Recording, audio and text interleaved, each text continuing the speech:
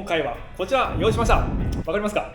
味を占めた男の類似企画ということですね。そうはい、はい。前回ねこちらの動画で鋼、鉄を比べてみたっていう動画をね出したんですが、思いのほか、好評でして、結構9万再生ぐらいされてます。で、コメントでね、アルミやろうかなみたいなことを言ってたら、ぜひやってほしいですというたくさんいただきましたので、なるほど、もうやります。すぐやります。これが2匹目の土壌になるかどうかっていうことですね。そうですけど、大体いないんですよね、2匹目はね。でも興味のある方たくさんいらっしゃるはずなんで、はい、やっていきたいと思います。はい、こちらアルミです。全部アルミで、アルミはですね200種類以上あると言われてまして、こちらから今回ご用意したのはね、ポピュラーなやつをちょっと抜粋してきました。 A1070、 こちら A2017、 こちら A5052、 こちら A6061、 こちら A7075 という、こちらの、各アルミをですね今回は削ったり、しながらいろいろどんな感じかっていうのを皆さんに、共有したいと思います。でですね、アルミってたくさん種類があって、各ね5種類集めたんですけど、基本的に1000番台から8000番台まであって、正直8000番台は声大丈夫ですか？声大丈夫ですか？その声でまだ続けていきますか？ちょっとブレイクしてはどうですか？OK ですでね、8000番台聞いたことあります？ないですね。あるらしいんですけど、はい、僕もなくて、で、今回は1000番から7000番台まで集めました、はい、で、これ以外にもね、鋳物系のアルミとかもあるんですけど、そう、種類多すぎるんですよね。で、一般的に機械加工で使われる、これは使いたくないけど、5種類を集めてきました。特に多いのが52と2017かなと。そうですね、はい、で、それぞれ特徴を言っていきますとですね、こちら A1070 は、純度が一番高い。この中でこれアルミ合金なんですけど、一番純度が高い、もうアルミに一番近いアルミで、叩いて伸ばしたりとか、電気伝導性が優れていると言われてますが、それゆえ強度は低いと。合金になった方が強度が、高くなると一般的にされているので、合金じゃない分強度が低いので、タンクの叩き出しタンクとは多分こういう1000番台を使われてるんじゃないかなと思います。違います。違いました。違います。何を使ってるんですかね。叩き出しとか52とか。52なんですか？そうですね、が多いと思いますね。溶接性も必要なんで、生したりもしますね。柔らかく炙って生してから叩いたりとか、アルミもね、叩いていくうちに硬くなってくるんですよ。あれも加工効果なんですかね。だと思いますよ。という、アルミ、切削性は一番悪いです。この後実験します。確かあれじゃないですか、飲料管がこれじゃなかったでしたっけ？そうなんですか？アルミ管？アルミの飲料管がこの系で1000番台、プルトップだけ違う材質みたいなじゃなかったでしたっけ？ちょっと調べて補足しておきます。はい、確か。なんせね、切削性が悪いと、もう粘いんですね。僕、サラリーマン時代加工したことありますけど、最悪でした。なんかね、もう粘土みたいな。そう何をねちゃっていう。そう、なんでそれ選んだんっていう。試作材、選定で。そう、材料選定でこれ選ぶ。我々は言われた材料を削らない感じですね。そう、だからそれやるけどやめてっていう、もう特に旋盤との相性は最悪ですね。最悪ですね。切り子つながる系、もう最悪です。連続切削と呼ばれるやつは最悪と。最悪です。断続って言われるエンドミルの加工は工夫次第、工夫の余地がいろいろある。もう愚痴しか出てけへんこいつは。で、こちら2017ですね。いわゆる皆さんが好きなジュラルミン、僕らはあんまり言わないですけど、ジュラルミンと言われるやつで、銅を含むアルミ合金なんですけど、強度、切削性がとても高いですが、耐食性が低いですね。なんで、空気とか、水なんかにずっとさらされちゃうとだんだん黒ずんできたりとか、腐食が進んでいく。僕は昔アルミの切削品でバイク部品とかを作ってたんですけど、動画でよく出してたじゃないですか。今はもうご無沙汰でございますが出してたんですけど、だいたい6000系とか5000系を使ってるんですよ。で2017使えばいいじゃねえかみたいなコメントがよく入るんですが、バイク部品に2017はね、握手でございます。雨とかね、はい、熱も例えばエンジンの前だと熱にもさらされるし、雨にもさらされるし、まあ、正直ね使うべき材料ではないので。ああそうなんですね。バイク部品にはあまり向いてないんです。全然向いてないですね。なるほどなるほど。強度はねいいです。強度とか切削性はすごいいいんですけど、そういう材料と。でこちら5052はマグネシウムを含むアルミ合金で、まあ、この中でいくと中程度の強度とされています。で、耐食性や溶接性が非常に高いとされていますね。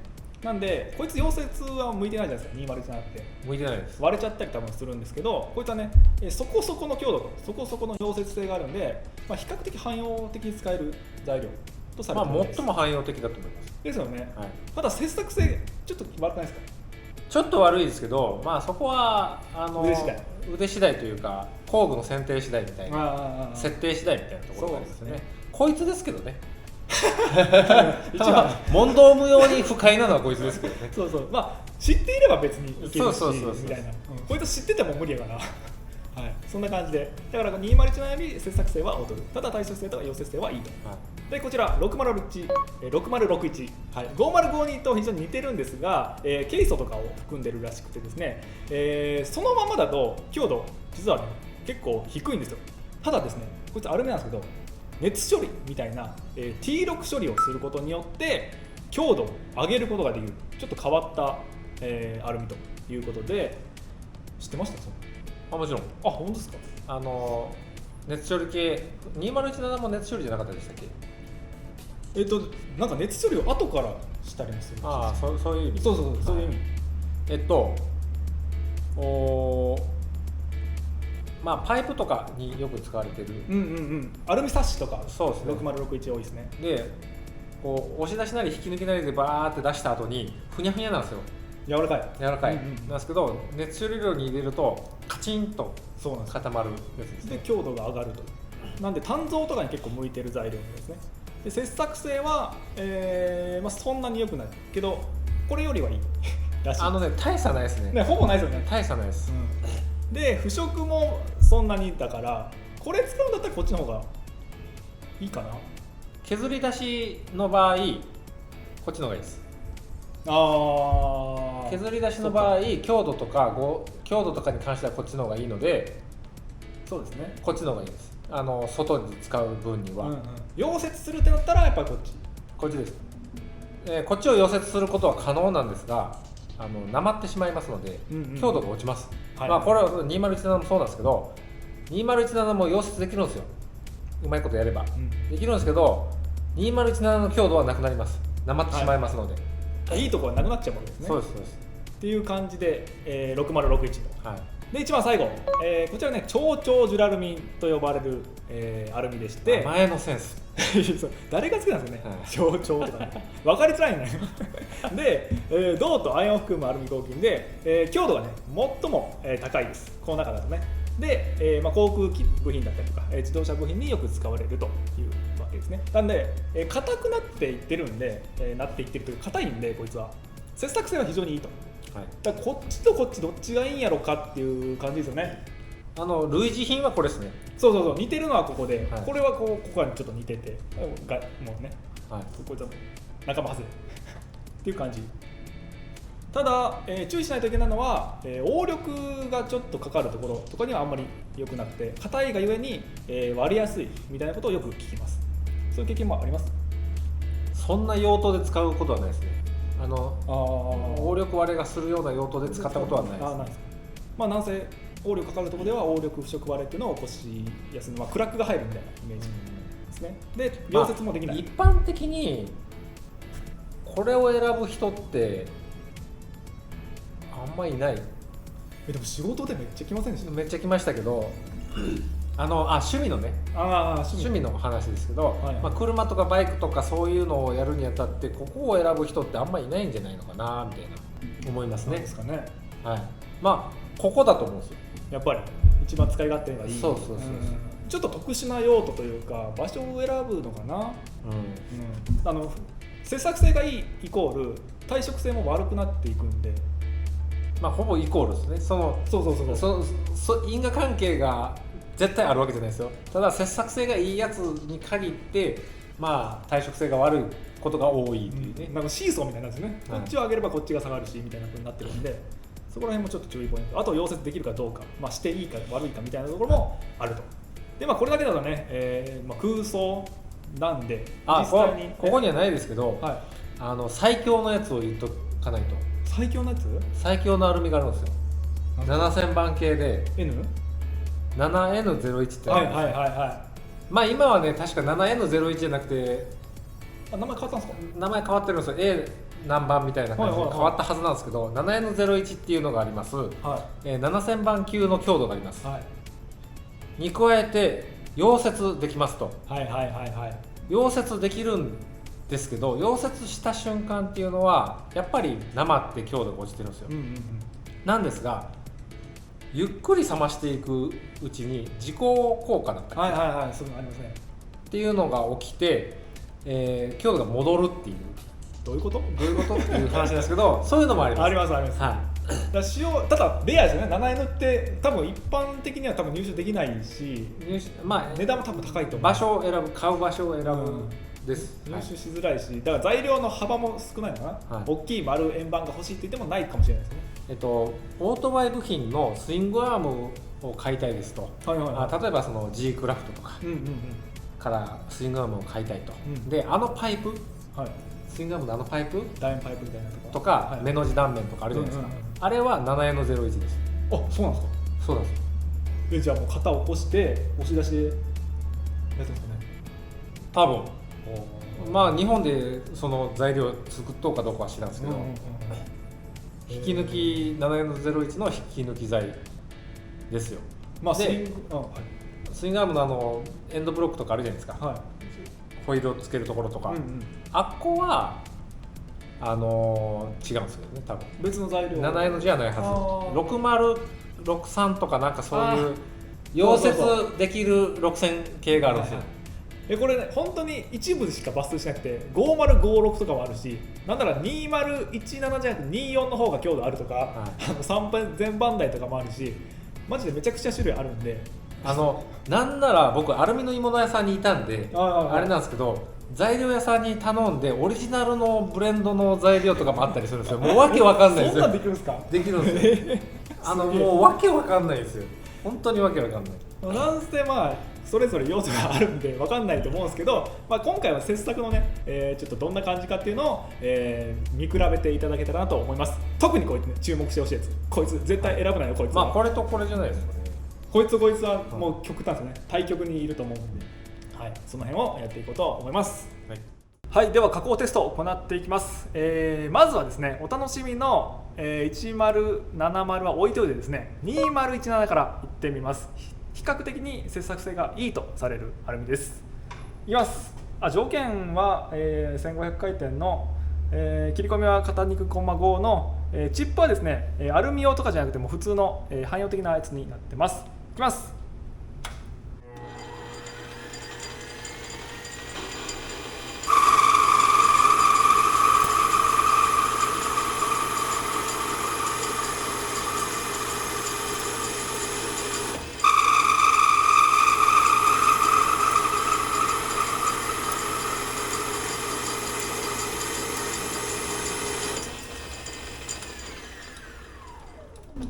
こんな感じですね。ちょっとね、先端突き出し長すぎてビビってますけど、比較的、サクサク削れて、なんかいい開削音って感じですよね。ビビってはいますけどね。その後半とか結構サクサク削れたような感じがします。2017はこんな感じと。次5052です。比較的切削性良くない、ちょっと粘いやついきます。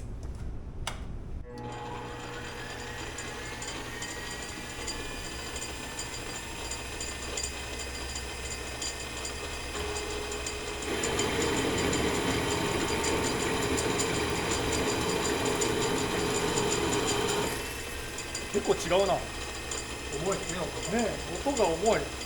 切り込み一緒ですよ。切り込み一緒。条件全く同じです。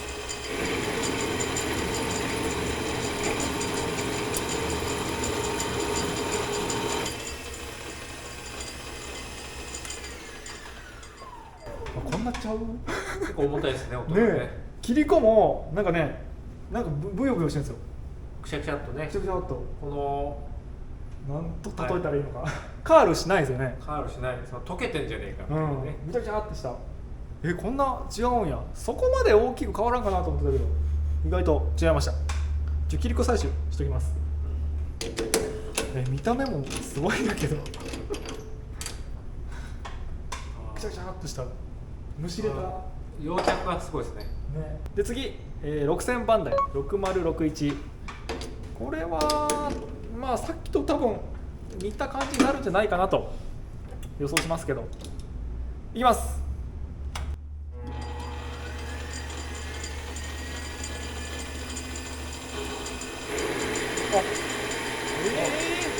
そっちそうなるマジか。切り子は一番嫌なやつねえ、マジか。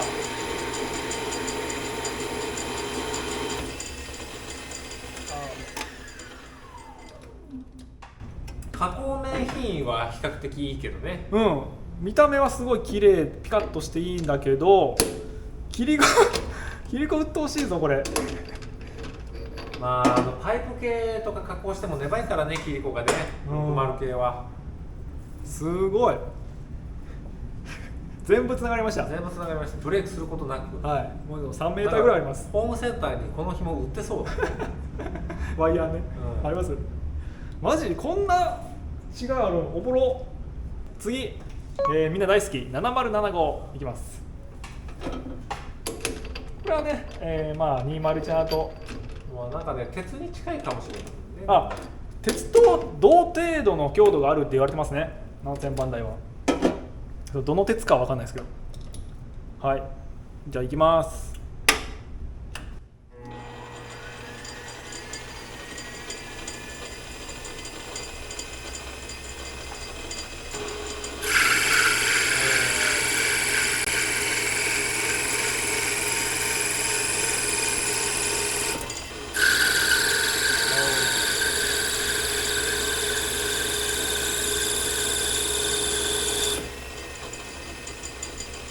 結構ブレークがあれですね、本当にこんなんですよね、細かくブレークされました。安心感のある音というか、気持ちいい音しますね、やっぱり。旋盤で加工する上では、まあ、一番心地よいというかね。そうですね。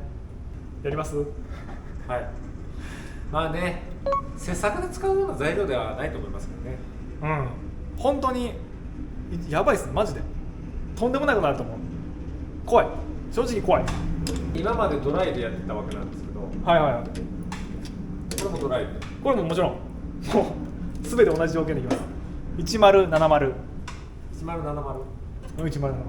70なんですか。1070。いきますよ。マジ怖いな。一番粘いはず。いきます。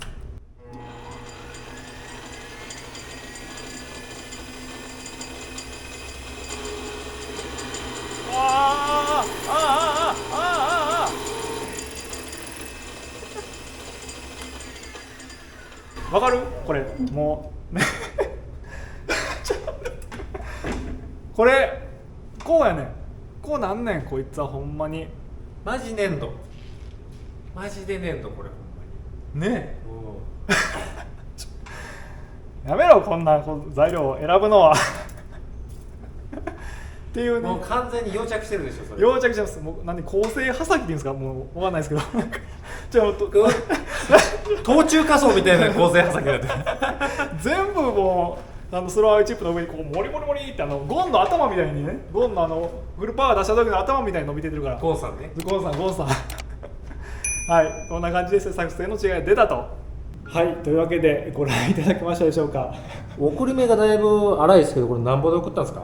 コンマ4で送りました。コンマ4、なるほど、結構高送りですね。そうですね、その代わり切り込み少ないんで、コンマ5なんで、そんな感じで今回やりました。でしかも全部ドライっていうね、もうアルミには極悪な環境であえてやりましたけど、普通のアルミ用でもない調光のチップでドライでやったと。はい、そりゃそうなるわっていう感じなんですけど、それでもひどくないですかこれは、はい、傘ができたら1070ね、これキリコっていうかなんかねこねくり回しますけどねはい、こんな感じが出たりとかで201はね、ちょっと突き出し長すぎてビビっちゃったんですけど、201だけあれですね随分ちょっと横着した突き出しのちょっとやりすぎました、いけるかなと思ったら切り込み少ないからちょっと無茶でした。ただでも切り子はねちゃんと程よいサイズでブレイクされて処理のしやすい切り子になりました。で、5052くちゃくちゃっとしたあんまり見ないですねこういう切り子って。まあアルミ用のチップ使いますからね普通はねここまでひどくはなりませんよ、ここまでひどくなりませんけどまあこんな感じですね。だったりで意外とびっくりしたのがこいつ6061結構似てくると思ったんですよ。ただこれはこれでなんかまた違うんですよね。伸びがビューッともう一本につながるっていう切り子、ある意味安定してますけどね。そうなんですよ。でもダメな切り子、仕上げだったらいいですけど荒だったら非常に邪魔ですからね。良くないですよね、はい、NC 機とかだったら中で絡まったりとかねして悪さするんで切り子はブレイクした方がいいですね。で、王様7075さんはもうね安心のパラパラとした切り子が出ました。鉄のようなね形のブレイク加減ですね。全然違う、こんな感じでね違いがあるってことなんですけど、絶対にこういう切り子が出るわけじゃないですよ。そうそう切り込み量とか送り量とかで調整しますので、そうこれ全部一律同じでやったらっていう話ですね。そうなんですよ。切り込み量とかね、送りって必ず変えないといけないものなんで、6061でつながるから別のやつ選定しようとかそんなことはしませんのでね。ここは加工屋さんのノウハウでうまくやりますのでね。ここは腕が問われるところです、材料を変えてくださいっていうのは、こいつだったらいいと思いますけどこれを、ね、交渉するのは、基本的にはやっぱり図面通りにしないといけないんで、調整しないといけないと腕でそれ何でしたっけこれ私の苦い思い出なんですが、これなんですけれども、ピザカッターの動画覚えていますでしょうか？僕？覚えてますよ。覚えてますか？作った人じゃないですか。何年も前だからもう忘れてるかなと思って。覚えてますよ。視聴者さんもね見ている方は結構いわゆる古参のそうですね。古参の3年前とかですかね。最近の方はねピザカッター見てないかもしれないですが、ピザカッターってあれ OSG さんでね、そうですね。提供で作らさせていただいたんですが。これ OSG さんの AEVML というですね、何でもかんでも削れちゃうめちゃくちゃ汎用性高い工具、名作なんですが、これは私がパスをミスりまして、側面をさらっと加工するはずなのに輪郭選び間違えてゾクンと品物に突っ込んでいったんですよ。仕上げでパラッとのはずもりがだからモリモリっといったんですよ。でしかも4枚刃でポケットも小さいじゃないですか。だからみっちみちにアルミが詰め込まれたとこれ材質何でしたっけ？これは6061じゃないですかね。比較的粘い方だからよりちょっとなりやすかったですね。とかね。そうアルミってこういうトラブル起きるんですよ。そうなんですよ。粘土になるんですよね。鉄だったらポキって折れちゃったりするんですけど頑張っちゃうんでモリモリついちゃうっていうね、ありますね。で、まとめなんですが、僕なりにちょっとランキングをね今回作らせていただきました。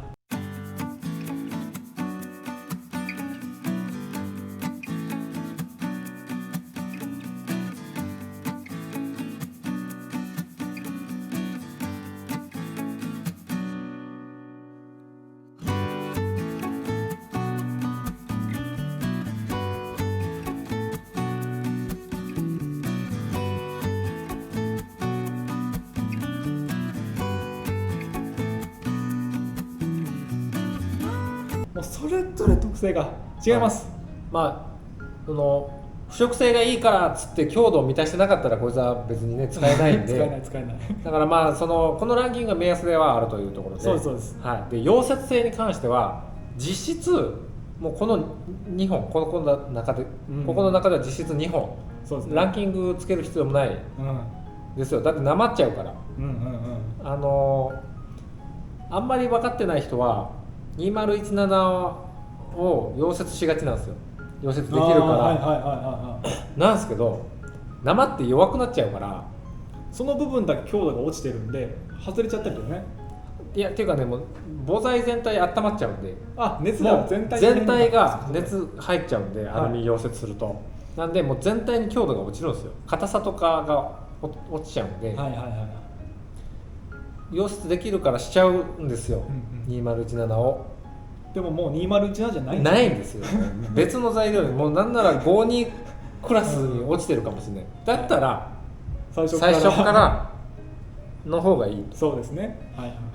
でその銅が入ってるから耐食性に関しては悪いままですので、そうですね。こいつを溶接する意味がないと。ないですね。まあ用法用量を守って材料を選んでいただけたらということですね。というわけで今回の動画が参考になったという方いらっしゃいましたら、ぜひ、グッドボタンとかチャンネル登録とかよろしくお願いします。Twitter、Instagram などなどやってますし、今回に限らず溝入れとかしなくていいんですか？言ってましたね忘れてました。溝入れが一番きついんですよ。そうなんですよ。こうなっちゃうんでね。いやもう絶対工具壊れるでしょ。壊れるか。やりましょうやるんかい溝入れはですね、一番切削性の良かった7075と、一番悪かった1070、こちらの 2つを、ね、比較していこうと思います。で、多分工具壊れるので先に7075からやらせてください。実験できなくなっちゃうんで。いやマジでこれ溝入れはやばいですよ。特に卓上旋盤の溝入れはどうもね難易度が高い。そうなんですよ。機械合成なんですかね。こう持ってかれる感じが結構するんで、ここにね重さのなさがね。そういうことなんですかね。どうしようかな。まあいきますかいきます。まあ7075はね比較的いけるっしょ。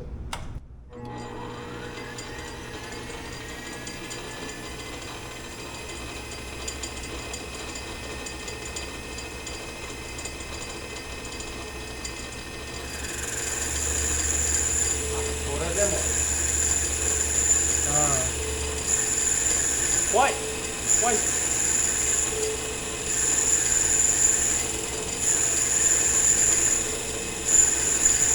ったね。まあやっぱり7075は結構安心感あって、なんかグイって持ってかれるんですよ。柔らかい材料とかだとそれがあんまりなかったですね。とはいえやはり溝入れだなという感じがしましたね。溝入れって結構工具壊す率高いですよね。ナンバーワンぐらいがね。特に収束とか分かってない人はめちゃくちゃ壊すんですよね。そうです。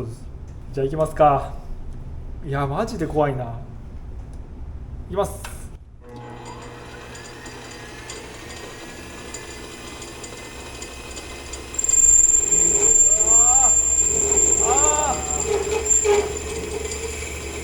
わかるかなこの違い。